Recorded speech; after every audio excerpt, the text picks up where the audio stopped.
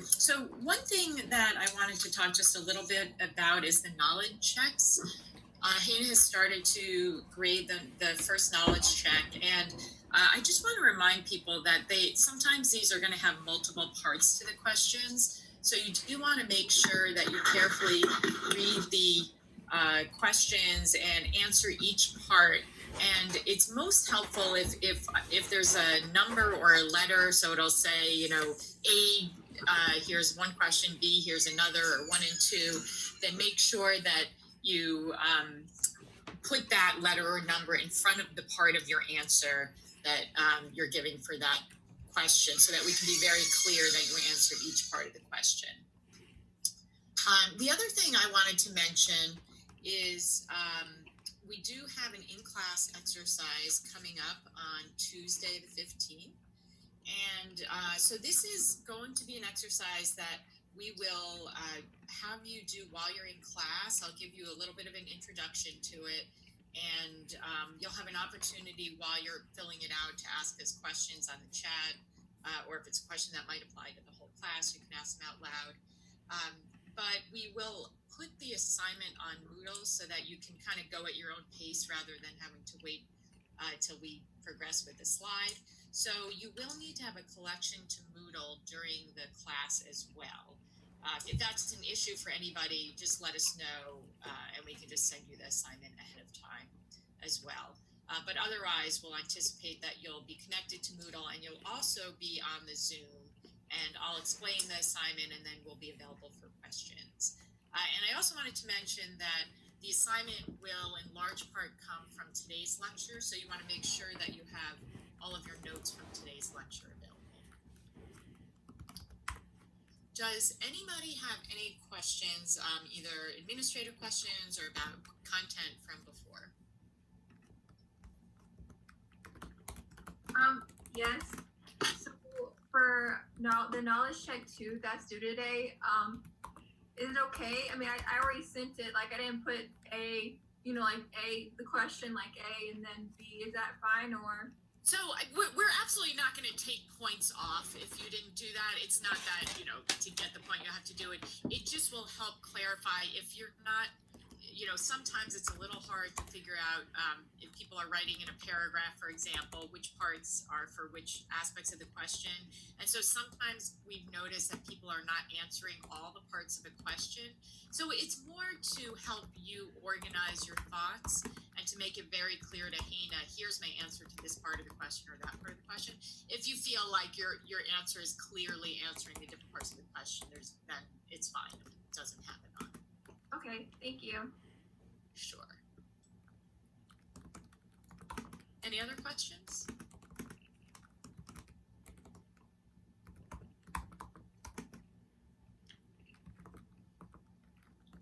Okay, well, let's get started today then. So what we've talked about in terms of research design last time, we did talk in the context of research design a little bit about assessment and different measures that might be used in the field, but it was a little bit more in a research context. And so today, we're going to kind of put on our clinical hats, and some of what I talk about today is also going to be relevant in a research setting, but we're going to particularly talk about how we assess different types of psychological disorders and also related problems, and how we actually make formal diagnoses in the field of developmental psychology. So this is Professor Rudolph. Yes. Someone's stuck in the waiting room. Oh, thank you. Okay. I got them. They're in. Okay, great. Okay, so I just want to go over a couple of different terms that you might come across. Assessment is a very general term, which has to do with the process of basically gathering information. And so, of course, an assessment can happen in a research context, a clinical context, or obviously many other contexts, where you're just trying to gather information to make some kind of a decision. Classification refers to the systems that we have for representing categories or dimensions of psychopathology. So we're going to talk in depth about the different classification systems that we use. As an example that most of you are probably familiar with, the Diagnostic and Statistical Manual, the DSM, is one such classification system.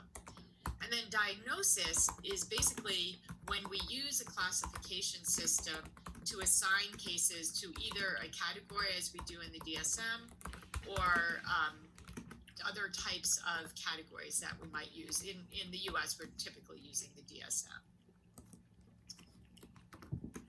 So when we do an assessment, we have to think about what the purposes are. And so what I'm going to talk about today, as I said, is what is the purpose of an assessment in a clinical context. So the first thing we basically want to do is gain a description of what's going on for the person. And so this is often done with an unstructured interview where we might just meet with a child and likely also family members to find out what's been going on lately. And so you're usually starting out with what are called presenting complaints, which is just what led you to come to seek treatment today, what's been going on in your life. And those are going to be kind of very general, unstructured questions to find out from the person's perspective what's been going on. And then, of course, you typically want to find out what the history is. So when did these problems start? How long have they been occurring? And then you're going to start trying to understand what are the kind of clusters of symptoms that the person is experiencing. As we'll talk about, symptoms don't always fit neatly into the diagnostic categories that we'd like them to. And so you're just getting kind of a general understanding of, if they're describing a bunch of different symptoms, well, did these all start at the same time? Have you had some of these, for years and others more recently? Do they tend to occur during the same times? Just to get a better understanding of the symptom picture. And then finally, when you're doing a clinical assessment, you are going to definitely want to find out more about the context of kids' lives. And we've talked about that as being really important to the developmental psychopathology framework, that you don't just want to think about the individual child. You want to think about the family they're living in, the school context that they're living in, the culture that might be influencing, as we said, some of the expression or experience of symptoms. So again, these are all going to be fairly unstructured questions where you just want to get things from the person's perspective and the family's perspective. Now, when we do an assessment in a clinical setting, we often do want to also make a formal diagnosis. And there are a lot of reasons we'd want to make a formal diagnosis. We'll talk more later about some of the advantages and disadvantages. But when we're making a formal diagnosis, then we have to get more structured. We have to actually go through a list of specific symptoms and figure out exactly what symptoms they have and how severe they are. So we'll talk more about how we do that later on. And one reason we want to make a diagnosis is so that we can also make a prognosis about how we think things will go from here. So if you have symptoms that seem fairly mild and are recently emerging and are very specific to a certain context, then your prognosis might be that it's very likely that things will clear up soon, and this might be a temporary effect of a particular environment they're living in. If they have more severe symptoms and they've been ongoing, and you find out that many family members have similar symptoms, then you might have a different type of prognosis. So it's basically helping you to understand what you think the course will be of these problems. So somebody I see in the chat asked, is this like a person and environment approach? That's exactly right. When we're thinking about developmental psychopathology, we're not just thinking about the person. We're thinking about the person as they're situated in a certain environment with certain influences at different levels of context, whether it's the immediate family context, the broader peer or school context, or even the cultural context they're living in. And then in terms of treatment planning, we want to figure out, well, given the diagnosis and the prognosis, what are some possible approaches that we might want to take? If you're a research-informed clinician and you want to make sure that you're using an evidence-based approach to treatment, which we'll talk about a lot more toward the end of class, then you're going to be looking to evidence for what types of treatment work best for which types of disorders. And then we're also going to be trying to figure out what might be some obstacles to treatment. It's always good right in the beginning to talk to the family and to figure out, well, what have you tried in the past? Has this person been treated in the past? Have parents tried certain things? So you can figure out what's already been tried and hasn't worked. What kind of obstacles might get in your way? Like if you think that you really need to involve parents in the treatment, but parents don't seem as motivated to be involved or don't have a lot of time, you're going to have to work through those things. So again, those would be more unstructured types of questions you might ask to figure out what treatment's best and how to proceed with treatment. Any questions so far?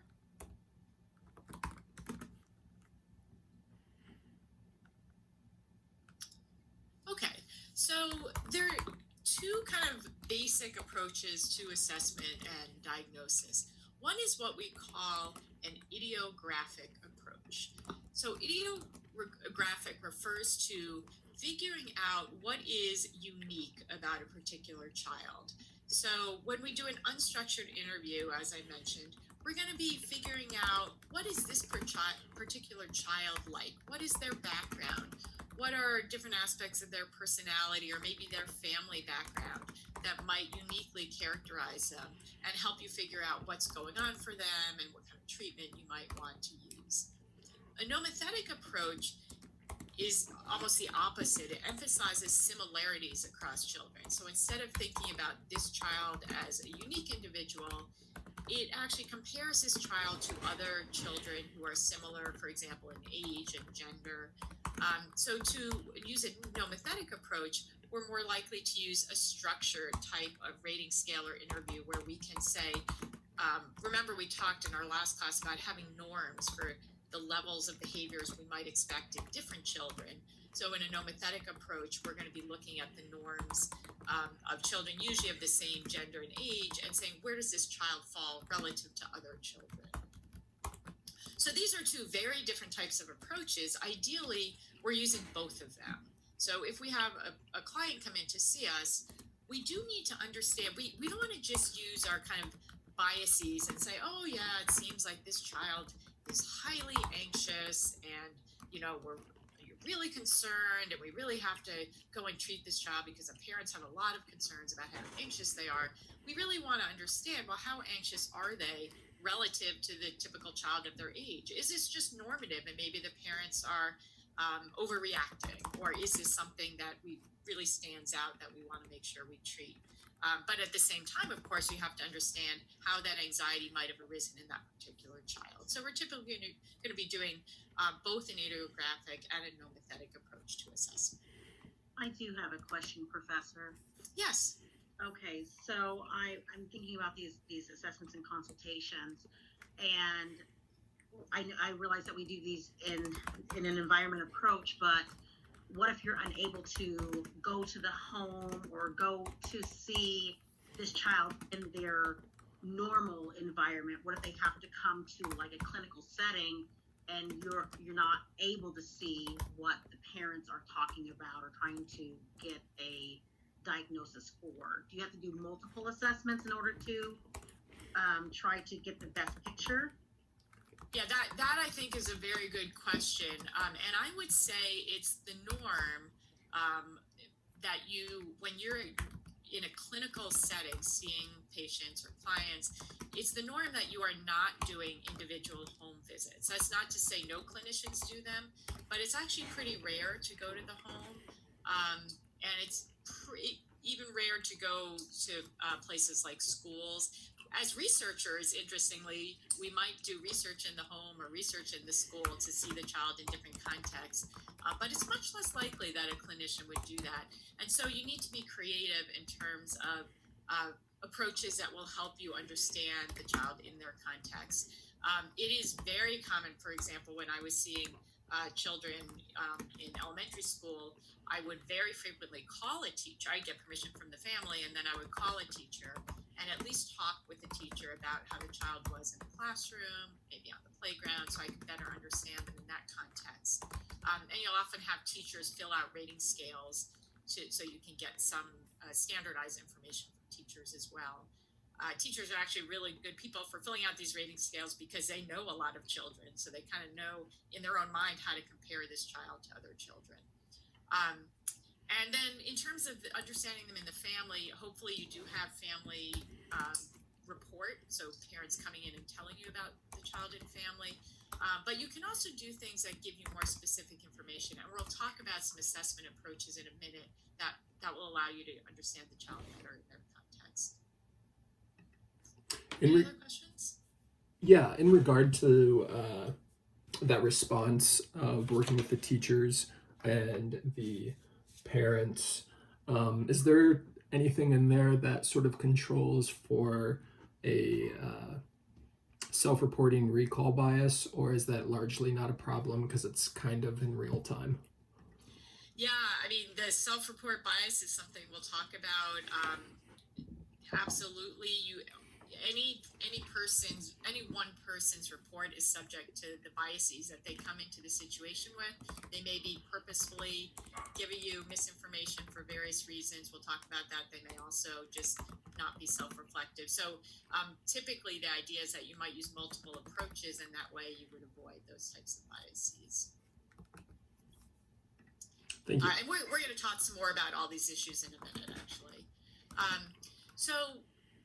When we're trying to classify and diagnose children, there are also two approaches that we have to think about, which is the more appropriate approach, or sometimes, like I said, we might use a combination of different approaches. So the one you've probably all heard about, I imagine, is what we think of more as a categorical approach. It's also called a taxonomic approach. With a categorical or taxonomic approach, the assumption is that psychopathology differs qualitatively, which means that each disorder is distinct from every other disorder. So we can kind of draw these lines and say, well, this person fits in this category and this person fits in that category. And the underlying assumption of this model is that there is a very big distinction between categories. So the DSM is an example of that. The DSM came from psychiatry. Remember, we said that the field of psychology sort of derived from psychiatry, where there was a medical model. If you think about medical diseases, we think about somebody as having heart disease or having diabetes. We label them with certain diseases, and you're either kind of labeled as having it or not. And so this is more of a qualitative approach where we have these very specific categories, and the categories typically are theoretically based. In other words, psychiatrists literally come together and, I used to say sit around a table. I think they used to do a lot of this. They'd have meetings and sit around a table. They still sometimes have meetings and kind of talk about, well, what should the symptoms for this category of disorders be? And they come to an agreement about what the symptoms should be, how many symptoms you need, how severe the symptoms need to get, and then they come up with these categories that we then place people into. So if we want to use a categorical approach, if we want to give a DSM diagnosis, then we really need to use a structured clinical interview. We need to have everybody answer the same questions in a very structured way so that we can understand, do they fit our pre-existing assumptions about who fits in this category. So when we say somebody was diagnosed with major depressive disorder or separation anxiety disorder or social phobia or schizophrenia, you must do a clinical interview in order to make that determination. So when we think about the DSM was initially not developed to understand children. It really was developed for adults because, as we talked about, child psychiatry the field came a lot later than adult psychiatry. So in the first iteration of the DSM, there was just this very generic category called adjustment reactions of childhood, which was kind of just any problem a child was having, they were stuck into that category. In DSM-2, there was a specific category called behavior disorders, where there were more specific types of symptoms that fell in there. DSM-3 was really a big change where there were child disorders were considered much more carefully, and there were these 5 different types of disorders.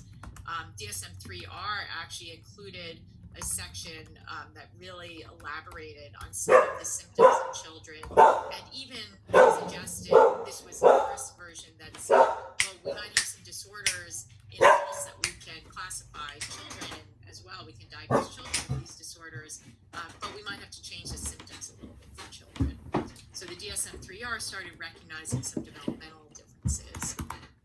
In the DSM-4, interestingly, some of the disorders that were specifically used just to classify children were removed. So I personally think we went a step backwards a little bit, because I think a couple of the disorders that were removed were actually very useful for understanding children.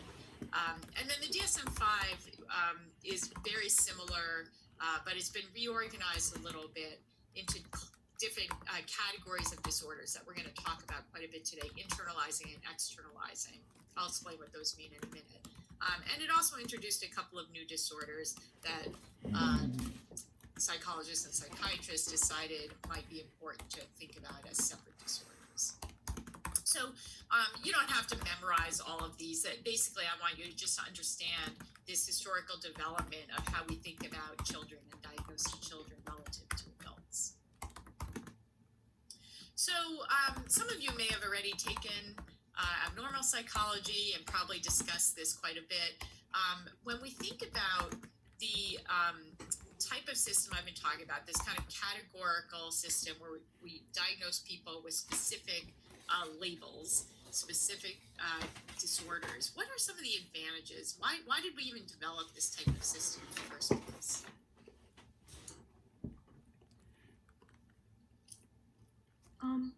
I personally feel like there are like probably just as many like disadvantages to like actually like giving somebody a diagnosis and like or like putting them in a classification as there are advantages, but like I think a major advantage to this would be that like if an individual or like a family is struggling to like kind of reach a point of clarity as to like why behaviors are occurring or like why certain thoughts are occurring, I feel like when you get a diagnosis, like if you don't assume that it's like set in stone, I feel like that kind of gives you more of like a foundation of what to work with to try to see where to like move forward from where you're in, how to get the individual like the best kind of help or resources that they need to deal with their symptoms.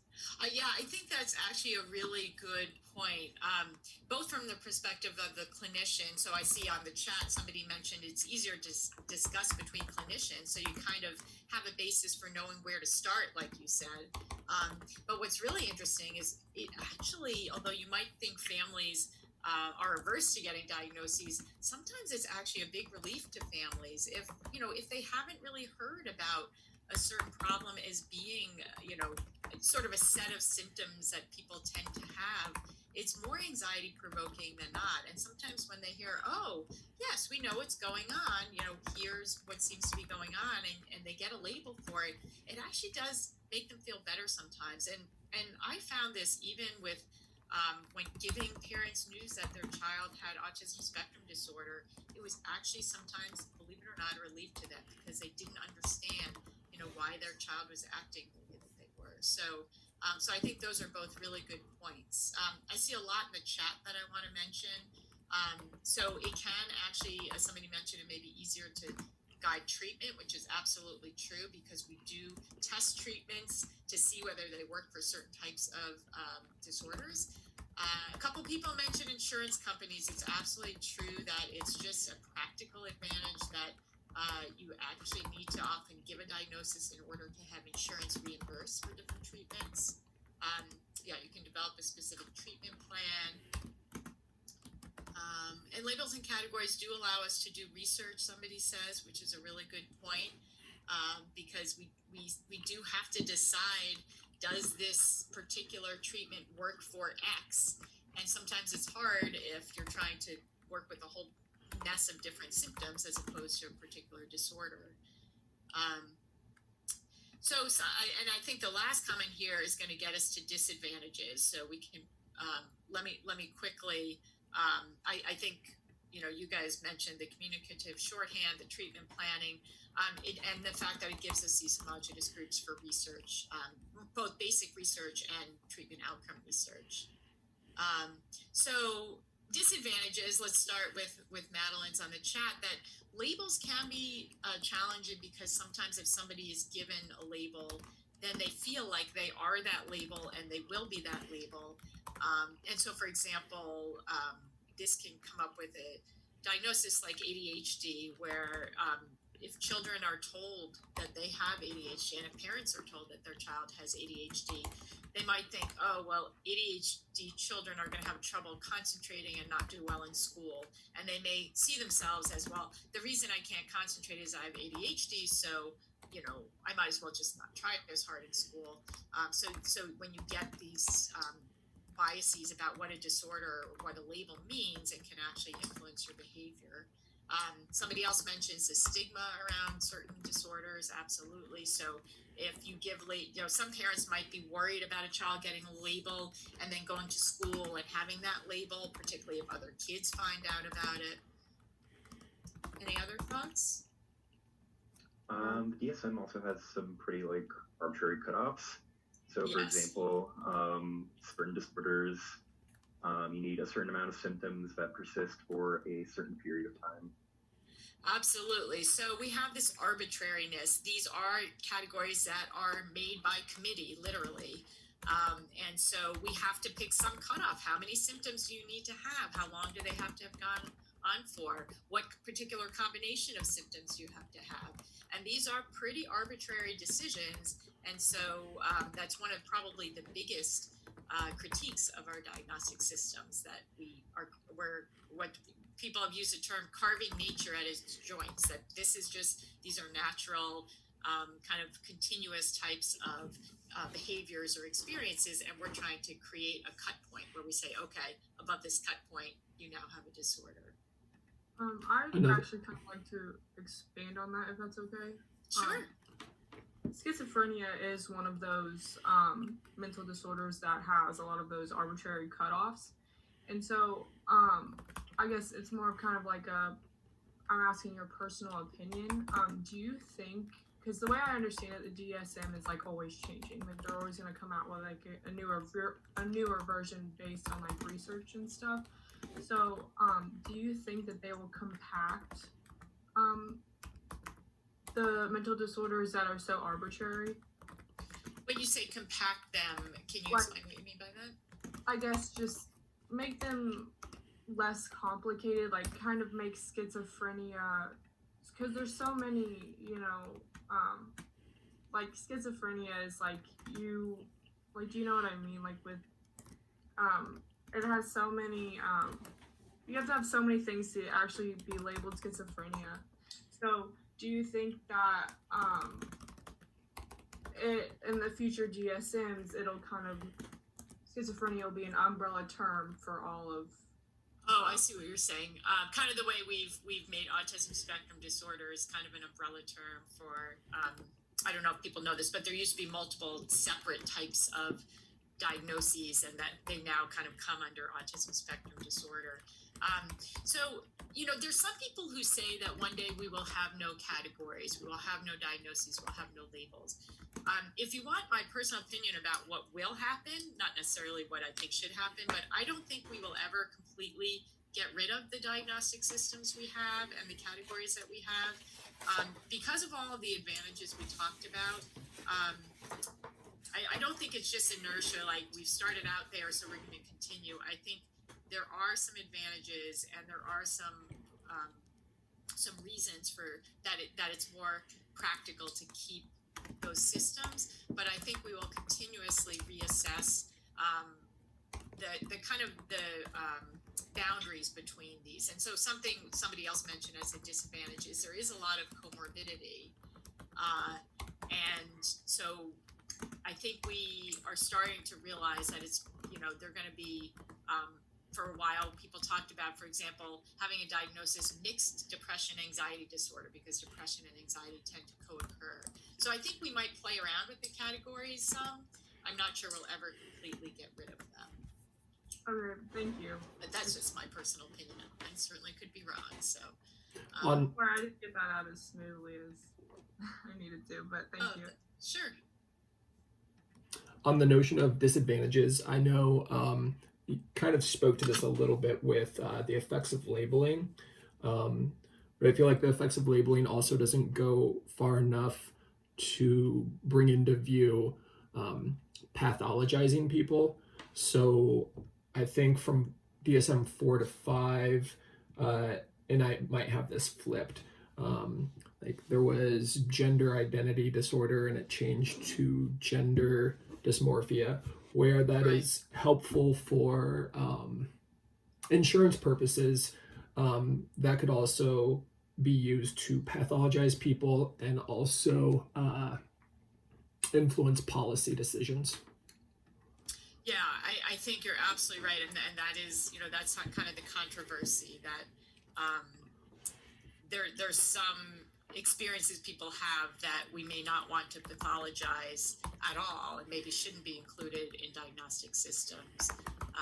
And we have a history, obviously, in our country and elsewhere, pathologizing many things that these days we don't think of as a disorder. So that's a good another really important disadvantage to think about.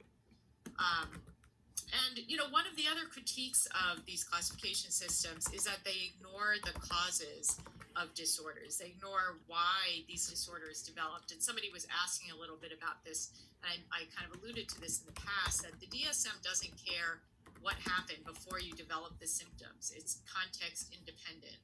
And as we said, with the concept of multifinality, it's likely that people get to the same place in many different ways.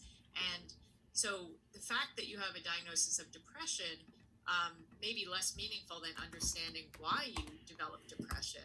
So one of the movements right now in the field is to try to focus more on the underlying processes that actually might be similar across different disorders. So, for example, difficulties regulating emotion actually is true of people with many different types of disorders. So there's one line of thinking that we should really focus on identifying what are the problems that people have that lead to a variety of different symptoms, or what are called transdiagnostic risk factors.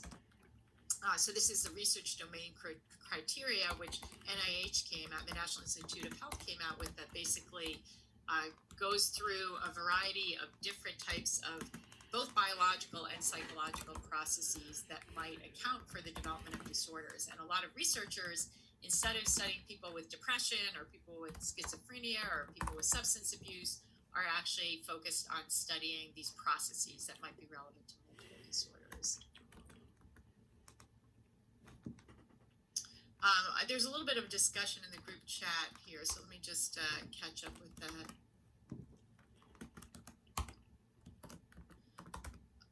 Yeah, I think that's an interesting question about if we get rid of diagnoses, how will that influence educational planning? And I do think that might be one of the reasons that we're going to stick to some of these categories. It's similar to the issue with insurance companies. For kids in elementary school, they're going to get a special education plan if they it's called an IEP, an individualized education plan, if they have a certain diagnosis of a learning disability or ADHD. And if they don't have that diagnosis, it might be a little bit harder to figure out. And as somebody mentioned, that's true in college students also. Okay, great ideas about all of this. Let's talk about the alternative. If we don't want to use categories, another approach is to use dimensions. And the dimensional approach is also called the taxometric approach. So this is basically a view of psychopathology that assumes that there are quantitative differences, that psychopathology differs on a continuum, and that there's no specific cutoff point. You can't say, well, above this cutoff, you have something, and below it, you don't. That it just varies naturally in the population. And so the classification approach that's used when you think about psychopathology dimensionally is more empirically based. So remember we said the DSM and the categorical approach is theoretically based. We kind of come up with these decision rules about what symptoms go in which disorders and how many symptoms you need and how long you need them for. Dimensional and taxometric approaches tend to be more empirically based, where you're using data and you're identifying what symptoms seem to go together when you look at thousands of kids, which symptoms kind of hang together. So we're doing things like factor analyses and cluster analyses, where we try to figure out, not based on our assumptions, but based on actual data, which symptoms tend to hang together. If you have one of these symptoms, you're more likely to have other ones. And these approaches have led to what we call both narrowband syndromes.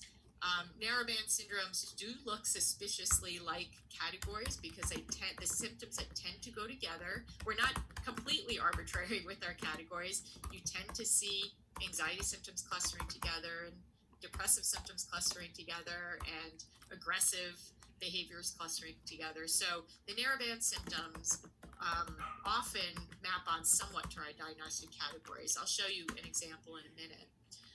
But then what we find when we analyze data this way is we also get broadband clusters. So in general, these clusters of externalizing and internalizing come up over and over and over. Externalizing behaviors are generally behaviors that, much like the word sounds, you can see externally. It's usually a behavior that's observable, or at least a behavior that you can report on, even if it's a covert behavior. So for example, aggression and a lot of antisocial behaviors like violence, stealing, things like that would all be considered externalizing. Like I said, you can't always observe them. So if somebody's cheating, obviously, or lying, you can't always, you don't always know what's happening, but they're basically behaviors that trouble other people. And internalizing behaviors are behaviors that involve some type of subjective distress. So anxiety and depression, where you might be able to observe some behaviors like not eating or sleeping as well, but there's an internal subjective aspect where they feel sad or they feel anxious. Any questions about this dimensional approach? Hi, would this be considered like how the first one was more like categories, you were either yes or no? Is this more considered like on a spectrum? Exactly, that's exactly right. So you wouldn't be put in a category typically, you would be given a score on a certain cluster or syndrome, and the scores vary continuously from not at all to having all of them at the highest level. I'm going to show you an example in just a minute. And these types of symptoms, typically you're going to assess with surveys because you want that continuum, although sometimes interviews can be adapted so that instead of just saying, do you have a symptom or do you not have a symptom, and then do you have 5 of those symptoms to get a diagnosis, you can use continuous scales where you rate how much of a symptom they seem to have, how severe it is, and then you add up the number of symptoms. But the most common approach to using this continuous type of classification is some type of survey where it could be children, parents, teachers are filling out a measure where they ask about a variety of different kinds of symptoms and how much the child experiences them, and then the scores on all those symptoms are added up. So what I'm showing you here is actually somebody asked, is there a popular example for this type of approach, like we use the DSM to categorize? And what I'm showing you is probably one of the most popular examples. So the CBCL, you can see at the top, it just stands for the Child Behavior Checklist. So this is a measure that was developed in I believe the 1970s and is still used today, that basically involves parents, teachers, or children, or some combination of them, rating, I think there are 114 maybe different types of symptoms on this measure. And they rate all of them on a scale. You can see at bottom would be 0, top, the highest score on the scale varies depending on the dimension. And what you get is a profile like this. And so remember we talked about narrowband syndromes. The narrowband syndromes are what's along the bottom. So withdrawn behaviors seem to go together. Somatic complaints seem to go together. Anxious and depressed symptoms go together. Social problems. And you can see some of these look suspiciously like diagnoses. So you've got anxiety and depression, but together rather than separate. You've got attention problems, which would tend to be seen much higher in children with ADHD. You've got delinquent and aggressive behaviors, both of which might be relevant to conduct disorder or oppositional defiant disorder. So you have these narrowband syndromes, but you have some that are not a diagnostic category, like withdrawn behavior or somatic complaints. complaints or social problems. So it's a little bit more inclusive. The behaviors that you see are not just symptoms of diagnostic categories. But what you can see is you get this overall profile where this particular child is high in social problems, also high in attentional problems, and kind of marginally high also in aggressive behavior. So you get kind of an overview. And if you look at those dotted lines, the dotted lines are suggestive of clinically severe symptoms. So if you have a 70 or above on any of these scales, then you are thought to be in a clinical range. Now, does that mean you can take that attention problems one and say, well, that child should be diagnosed with ADHD? No, you can't make a diagnosis based on this. You can only get an understanding of their overall profile. But you do know that, you know, if they're below that, the 67, which is the bottom dotted line, this one here, if they're below this, you know that you probably don't have to worry much about it. They're in kind of a they're in a normative range. Now, what you also see here is the symptoms, the first three narrowband syndromes, I'm going to keep doing that, are the internalizing symptoms. So they're in the broadband internalizing cluster. So you can imagine these are things that are kind of distressing to the child themselves. And then delinquent and aggressive behavior make up the externalizing broadband cluster. So these are behaviors that are kind of disturbing to other people. Excuse me, Professor. Yes. So, correct me if I'm wrong. I was just a little like confused. So you can't use this this like chart graph. You can't use it to like actually give a diagnosis, but like you basically just look at the scores and you can kind of like assume where you need to go from there once you add the scores up. Yes, that's exactly right. You cannot give a diagnosis, but if I were a clinician treating this child, I would say, well, it looks like, I definitely have to be concerned about these attentional problems. They're in the clinical range, and I should probably be thinking about the aggression. There's no diagnostic category that aggression maps onto. It's, you see aggression across different diagnostic categories. I wouldn't be able to give them a diagnosis related to this, but I'd say, boy, I better target those aggressive behaviors. They're starting to get into a dangerous range. And then this is really helpful because it also tells me, boy, this child is having difficulties with other kids as well. And I might have to work on some social skills training and figure out what's going on there.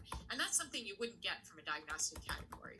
So it can still provide a lot of information for treatment, but you cannot give a diagnosis. Okay, thank you. Sure. Some advantages of this system would be that we're basing it on actual data. We're actually asking, where does this child stand relative to other kids? So we can actually, we're not coming up with an arbitrary cutoff. We're saying, well, like in this case, they're in the 98th percentile, so they must actually be, having some pretty significant issues. This tends to be a more objective and standardized way of evaluating kids. So instead of an individual clinician having to say, all right, well, this kid, kind of seems to be having a lot of sadness, and I think it's pretty severe, so I think it should qualify for, the sadness symptom of depression. You actually have an objective way of making that decision. And it also considers it's not just an either or, so you can think about the severity along a whole continuum. And then you can actually take normative data. So the CBCL is probably the measure that has the most normative data, and so you can actually see where a child stands relative to other children of the same age and gender, which can really help you decide, is this something to worry about, or is this in kind of a normative range?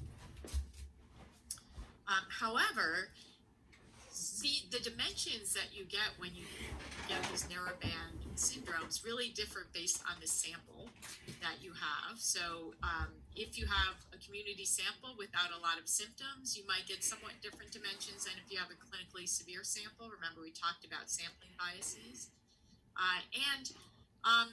Even though we get these different dimensions through factor analysis, there is a high co-occurrence among dimensions. So we might not be distinguishing kids as much as we would like to.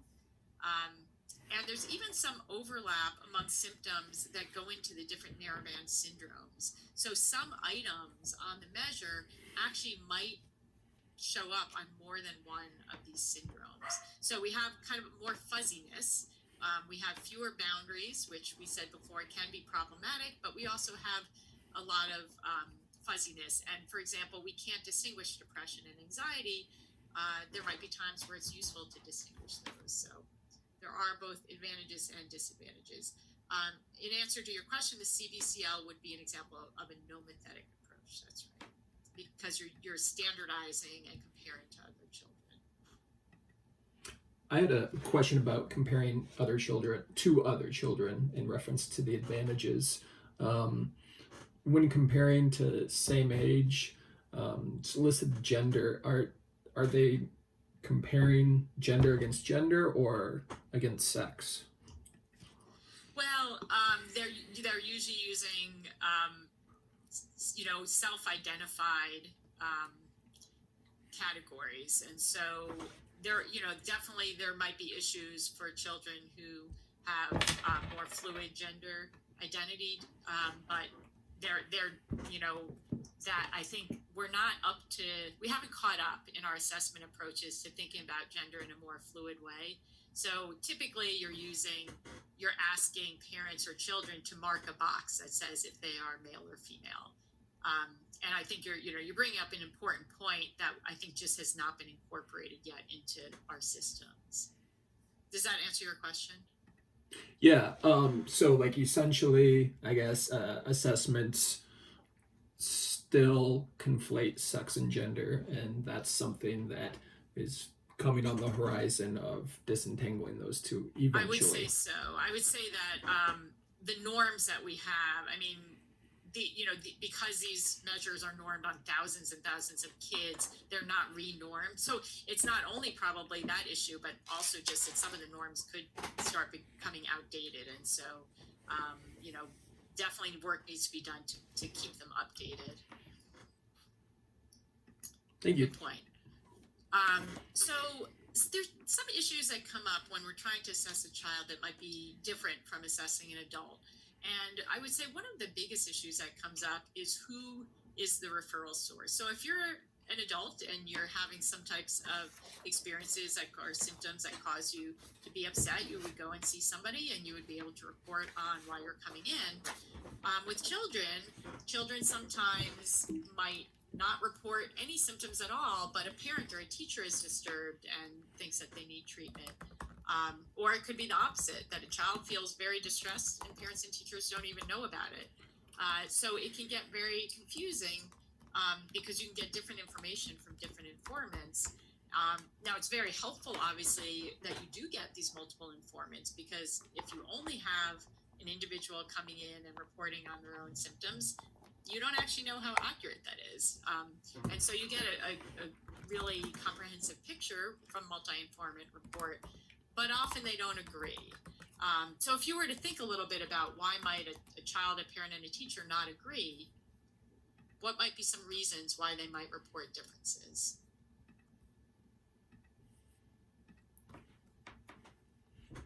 The child can act different at school than they do at home. Right. So the child, very likely, most children act a little bit differently, and some may act a lot differently at school and home. So they might actually be, parents and teachers, for example, might be seeing different types of behaviors. Any other thoughts? So parents and teachers may react differently to the non-normative behaviors. Absolutely. So if a child acts in a certain way, parents and teachers may react differently, which could affect the way that the child then reacts after that. On the chat, I see that somebody said teachers have more experience, so they might be able to compare the child more to other children and know if the behavior is atypical, whereas a parent might, for example, be really concerned about a behavior because they don't realize that it's kind of common among children in general of that age. External behavior. Oh, sorry. No, go ahead. I was just going to ask you to go ahead. This external behavior always doesn't, I guess, reflect internal appraisals of one's own situation. Exactly. So children may be feeling really distressed, really anxious, and maybe not want people to know about it, or be, embarrassed telling people or showing it. So they can be very effective at hiding the way that they're feeling. All really good reasons. I think we've covered most of what I have here. So one reason is what we call eye of the beholder, that you just have different people with their own subjective perceptions and biases. And some of that might have to do with how much they know about certain behavior. Some of it might have to do with their own functioning. So for example, there's been a lot of research looking at whether parents who are depressed report accurately on their children. And there's actually research in both directions. Some research suggests that depressed parents over exaggerate children's problematic functioning, and other research suggests that they're more accurate. But regardless, we have to think about parents' own potential biases in reporting. And parents and teachers, or even a mother and a father, might just have a different threshold. So a parent might be willing to deal with a child who's kind of active and running around and doesn't sit down and pay attention because it's not maybe as important at home to do that. And a teacher may see the same behavior and obviously have much more difficulty because it disrupts the whole class. Somebody mentioned a lack of access, that parents and teachers may just not know what children are thinking or feeling. We talked about situational specificity. Children might act differently in different situations.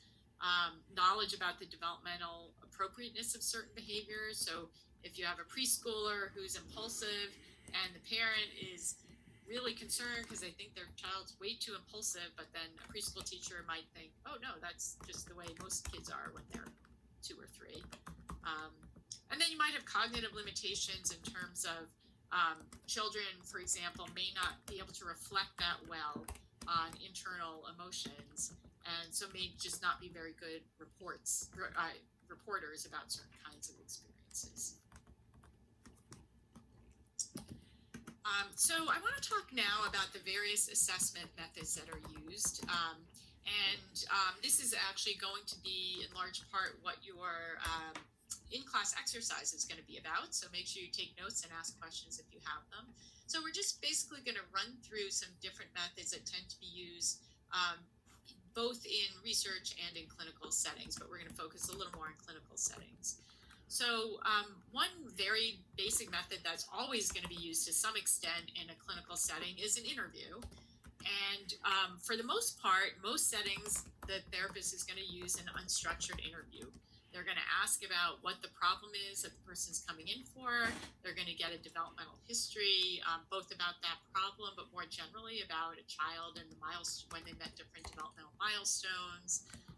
They're going to get a family history of psychopathology, because we do know that a lot of disorders run in families, and so it's important to understand if other family members have experienced similar problems.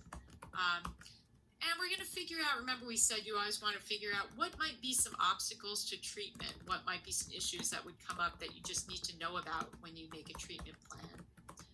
And then often you'll do a mental status exam, which is basically making sure that a person kind of has, you're going to be thinking about the level of cognitive understanding, you're going to be thinking about their emotions and affect, do they show appropriate emotions, you're going to be observing their thought processes, do they seem to have disordered thinking, or are they coherent? And so a mental status exam is more of an observation of the person, and to figure out, what do their emotions and cognition look like.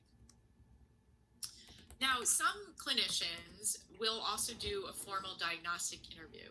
Diagnostic interviews can be either semi-structured or completely structured, and they would allow you to actually make a diagnosis.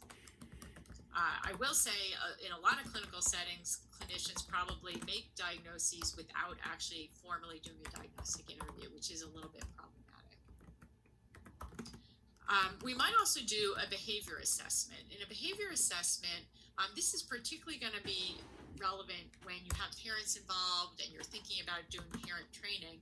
So if you think about the different models of psychopathology that we discussed, we talked about behavioral models and about the antecedents and consequences of behavior. So you might do what's called an ABC analysis, which stands for antecedents, behavior, and consequences, where you pick a particular behavior that a parent or a teacher is concerned about, getting out of a seat in class or having temper tantrums at home. And you have parents actually go home and observe themselves and their child. And so somebody was asking, how do you get information if you can't visit a child's home? How do you know what's happening at home? So this is one way that you can do it. You can basically have parents keep a diary. And for example, if they're worried about temper tantrums, then every time the child has a temper tantrum, the parent would write it down. They write down what kinds of behavior the child's showing. And they would also think, what happened before this temper tantrum that may have caused it to start? And what happened after? For example, how did the parents respond to it? And this ABC analysis can really help you understand why the behavior might be occurring. Is it being reinforced in some way? So that's a really good window into what's actually going on in the home. We also do behavioral assessments just using checklists and rating scales. So the child, the parent, the teacher may fill out either symptom-focused rating scales if they're interested in particular symptoms. You might have the child behavior checklist, which is a very general checklist that pretty much will give you information about almost all kinds of behaviors or symptoms a child might show. And sometimes we also do checklists and rating scales for behaviors that might be associated with psychological disorders, but are not part of a diagnosis. So I'll show you a few examples of those. So if we're interested, for example, in internalizing symptoms, these are items from the CBCL, which, remember, the internalizing symptoms included anxiety, depression, somatic complaints, and withdrawal. So you might have items where they're filling out how much does a child show these types of symptoms. You might have externalizing symptoms. So these are from the delinquent behavior and aggressive subscales of the CBCL. So arguing, destroying other things. Social anxiety symptoms. This is a specific. These are items from a specific measure of social anxiety, about worrying about evaluation by other kids or feeling nervous around other kids. So if you have a sense that the real problem the child has is social anxiety, you might not need all of these other scales. You might just focus in on that one area. And often we're going to give subscales about social skills or social competence. As you saw in the CBCL, children who have other types of symptoms often have social competence difficulties as well. And so this is an area that would be helpful in most children to assess, to figure out, is this an area you need to work with, even though these are not parts of the diagnostic category.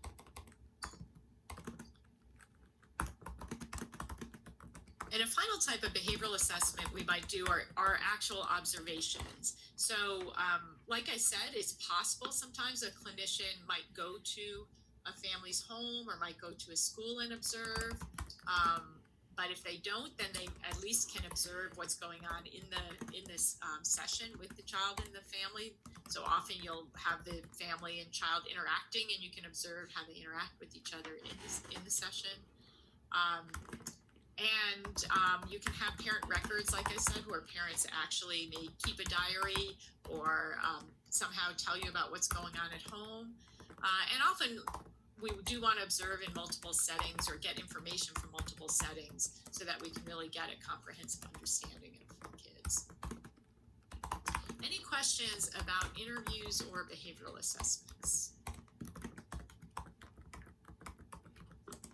Somebody asked, do you want us to know all these items? You definitely don't need to know what specific items are on specific measures, but you should be able to identify, are these items characteristic of internalizing symptoms or externalizing symptoms. You will need to know some of the symptoms of the specific disorders, but those we're going to go through much more when we go through the specific disorders.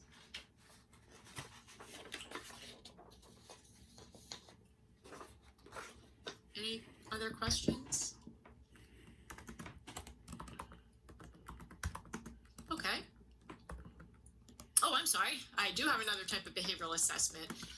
We often use peer nominations to understand more about both children's symptoms as well as their social competence. So sociometric ratings by peers are basically when we go through a list of kids in a class. So we might have a list of all the kids in a classroom, and I should mention this is a research type of assessment. We would be very unlikely to do this if we were just seeing a child for therapy, but researchers often use these types of nominations in order to better understand how peers perceive children. So one type of nomination you might do that I have here is finding out whether children are accepted or rejected by their peers. So you might have a list of all the children in the classroom, and each child would rate the other child, for example, on how much they like to play with them at school. And you might get ratings of acceptance, you might get ratings of rejection, and we'll talk more about this in our peer class, but then you kind of put them together to understand where the child stands in the peer group. Sometimes people actually also ask peers about symptoms that children show to get an understanding of, for example, does this child seem to be really timid and shy? Children are good at reporting on that. Is this child very aggressive? So in research settings, we do also sometimes use peers to give us information about behaviors. Okay, so another type of assessment method that would commonly be used is psychological testing. Now this can include a number of different specific areas. So one area that we might be interested in is intelligence and educational testing. So intelligence testing, I'm sure you've all thought and read a lot about all the controversies about whether we can actually assess somebody's intelligence. What does a construct of intelligence mean? But the basic belief is that children have some types of abilities that are kind of more inherent, and then they also have areas of knowledge, which is what they've actually learned at school.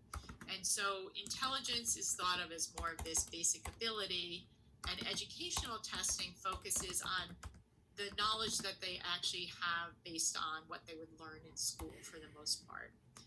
So we distinguish between ability and performance.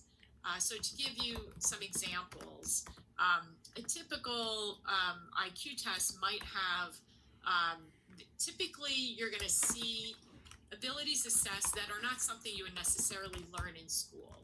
So things like just, and verbal comprehension, I should say outright, is probably debatable because children learn a lot of vocabulary and that type of thing. But things like perceptual reasoning, memory, speed of processing, these are abilities that kids don't necessarily learn in school. So for example, perceptual reasoning, you might have something like the block design task on the right, where they're given a picture and they're just asked to take these blocks and make the same picture out of the blocks. The one on the left is a story completion task, where you basically have to take some pieces of a story and put them in the right order so that the story makes sense. And so intelligence tests do have verbal and nonverbal aspects to them, and we'll talk more about those later in the semester. In terms of performance, you're looking at their knowledge of particular subjects. So educational testing is going to give children math problems or reading comprehension problems or spelling, and actually look at how they perform in those different areas. Now, the reason I'm making this distinction, even though obviously there's a lot of debate about the construct of intelligence, is that we do actually need to understand the differences between what we perceive as kids' ability versus their actual performance in school in order to diagnose a learning disability. So learning disabilities specifically refer to a difference between what you think a child should be able to do based on intelligence testing and what they actually are able to do based on educational testing. So if a child has quite a high IQ, but is not learning to spell or is not learning to read, that is a really important thing to know, because it suggests that there's a specific difficulty that needs to be addressed with, additional support and help. Maybe they just are not learning, if a child has dyslexia, for example, spelling and reading can be very difficult for them, and they actually need to be taught to read and spell in a different way than other children often. And the reason we need to look at this distinction between ability and performance is we have to figure out, is this actually a learning disability? Or for example, if a child is just not doing well in school, it could be because they have emotional or behavioral problems that are interfering with learning. So with psychological testing, we can make this distinction and potentially make diagnoses that would be helpful for children's education planning. So any questions about those types of psychological testing?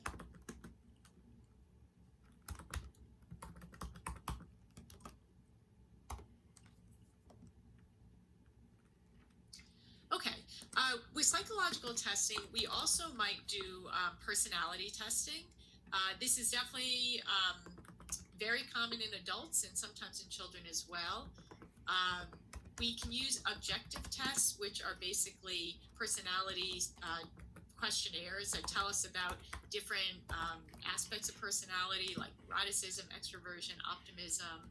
That might just be relevant for a therapist if they're trying to understand generally how people approach the world. And some clinicians will use projective testing, so things like the Rorschach. The assumption of projective testing is that you're getting at some unconscious processes that people actually can't report on.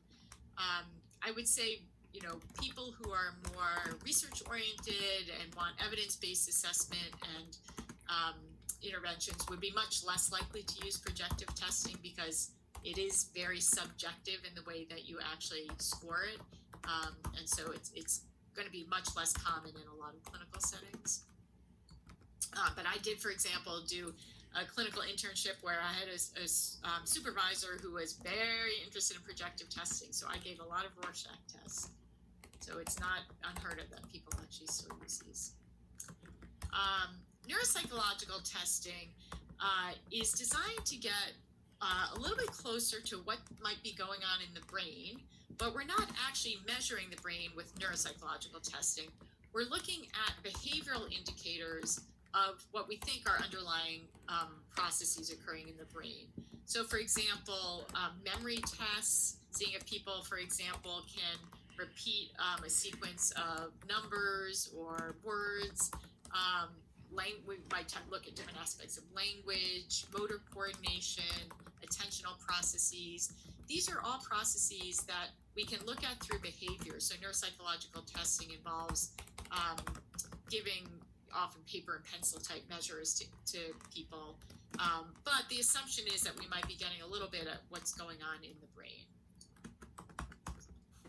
Okay, so those are all what come under the general rubric of psychological testing.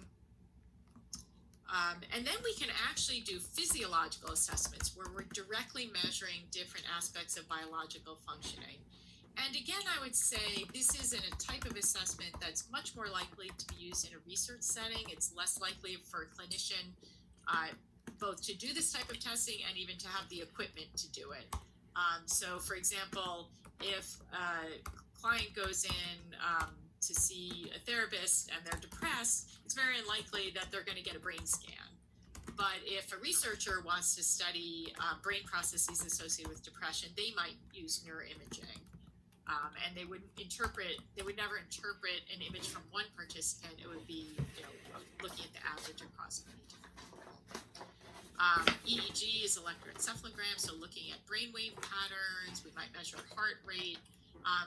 Remember when we talked about the neuroscience theories, there are multiple aspects of biological processing that we know are put people at risk for certain psychological disorders. So in research, we might use those types of assessments. Any questions up until this point?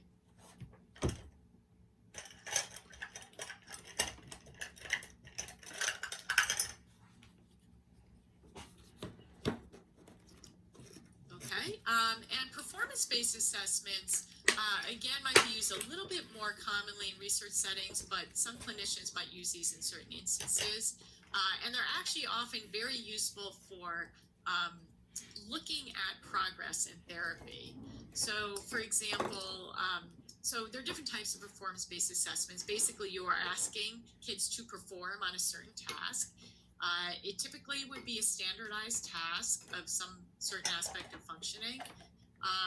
So, for example, one of the more common behavioral performance-based assessments would be the CPT, stands for the Continuous Performance Task.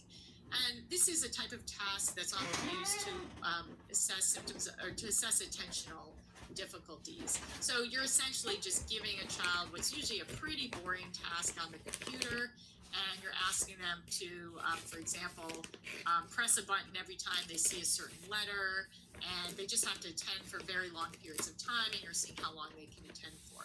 So if you have a child who you suspect might have ADHD, you might give them a continuous performance task. Performance-based assessments are often used in treating phobias. So for example, if a child has a specific phobia of a particular situation or object, you might start out before treatment seeing how they deal with that type of stimulus. So for example, in this picture, a spider phobia, you might actually see how they deal with it initially, then engage in treatment, and then use it as a post-treatment assessment to see whether or not they made gains. So performance-based assessments can be used in clinical settings as well.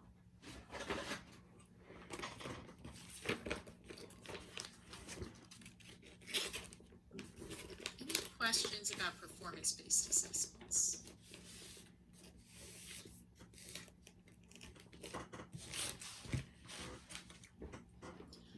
Do people just have questions? We have a couple of minutes left. Are there any questions just overall about the lecture?